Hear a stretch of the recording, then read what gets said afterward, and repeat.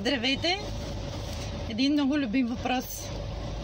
Знаете ли как да завършите прага под дограмата, която се получава? Понякога е едно стъпало, понякога е такава височина и ширина, че се налага да се сложат и две стъпала.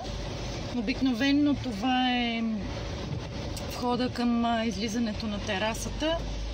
Има причина да се прави такъв висок борд, така че нямате избор, трябва да го облечете.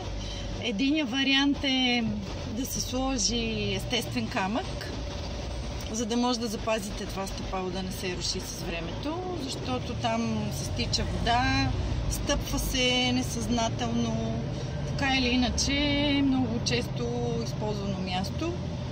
Другия вариант е, зависи каква ви е настилката в спалнята. Може да облечете със същата настилка, която полагате в помещението. Ако е ламинат, може да облечете страниците с ламинат. Така става продължение на пода. Ако е естествен паркет, вече може да изберете някакъв камък близо до естествения паркет. Може да сложите чело, може да сложите отгоре плот. Но наистина трябва да го предпазите, защото с времето се руши дори стеничката под самия прозорец, която е по-далече от водата, пак се нарушава, защото там се рита с краката, човек без да иска, дори и с почистване.